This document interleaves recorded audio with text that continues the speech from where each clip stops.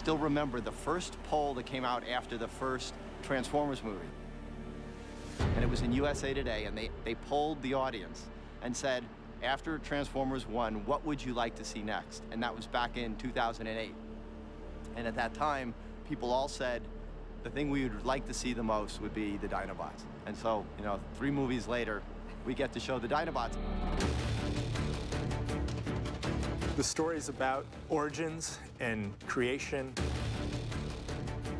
So immediately, we wanted to go very primeval and deal with the origins of Earth and the origins of the Transformers, and that involves dinosaurs for us, and so we wanted to make the backstory such that it involved Dinobots for them.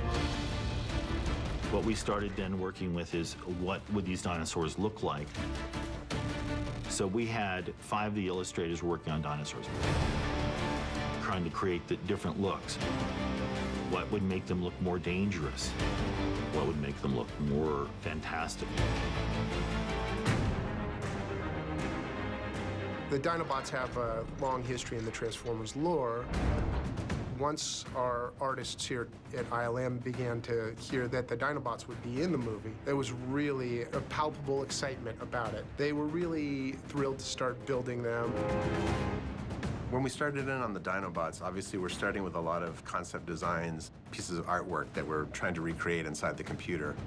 As we were working on them, a lot of challenges came in. Chief among them was just the scale of them.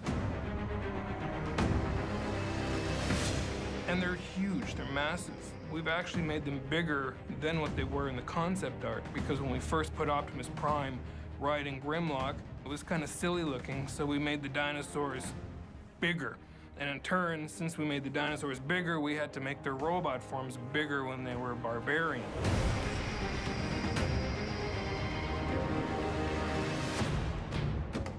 This is Wulong in China, mainland China. So one great thing about this is it's a huge environment, so a large animated character can fit quite well. A disadvantage is, what are your scale indicators? If you have a person in the shot, and we have none, that'll tell you how big one of these guys is. Human scale versus the size of the Dinobot. But trees and plants and things like that, we're going to utilize that as much as possible so that the audience knows how big these things are. I think we've established in previous films how big Optimus is. So we generally know he's 20-something feet. But as you can see, you look at a great big stone wall in the background, and you have something large in front. You don't really know how big that is. So that's a challenge. Another one of the responsibilities we had was to convey a sense of weight and massive presence of these Dinobots, especially when Optimus Prime slugged Grimlock. He went flying through the air and sent up a wall of dirt. And it was that CG dirt that made Grimlock feel really heavy. With the Transformers movie, from the very beginning, we're looking for real visual moments that are going to feel new and fresh with these unbelievable characters that are in this unbelievable world. Early on, we talked about kind of a Western motif and the idea of a cavalry charge for the end of the movie.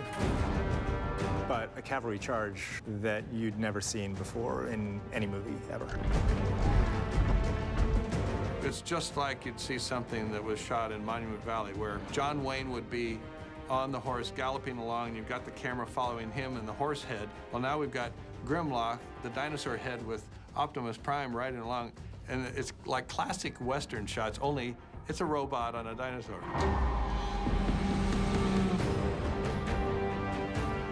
And when you do put them in an environment like a city, how they interact with that environment is a lot different than just the normal Transformers, just by their sheer size. So all of a sudden now you have tails going through sides of buildings. They're running down the street, and with their claws, we're being asked to kind of crack up the concrete and help meld them into that environment a little bit more versus, a typical Autobot running down the street might not destroy or crack up or pulverize the environment that they're in. One challenge is also to, in the heat of a heavy action sequence, is in a quick shot to read the story and be able to tell who is who, basically. For that reason, each of the Dinobots has a little bit of a different tint or hue in their base metals that make it easy to really read in just a quick cut.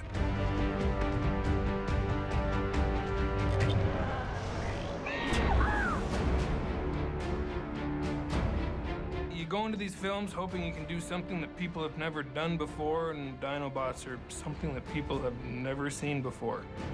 I think Transformers fans love the Dinobots because they're just such a bizarre idea. You already have superior aliens from another planet who choose to hide as vehicles. Then on top of that, you're adding extinct dinosaurs to the mix. It's just crazy. It's crazy, and it's so amazingly visual that once you tell someone the idea of a dinosaur that changes into a robot and vice versa, they just want to see it. So I think that explains why fans have been waiting. Is it this movie? Is it this movie? Is it this movie? Well, it's this movie.